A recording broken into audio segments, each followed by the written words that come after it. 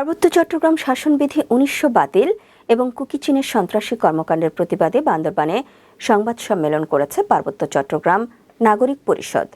২৩ মে বৃহস্পতিবার সকালে জেলা শহরের বাস স্টেশন সংলগ্ন একটি হোটেলের কনফারেন্স রুমে সংবাদ সম্মেলনের আয়োজন করে সংগঠনটি।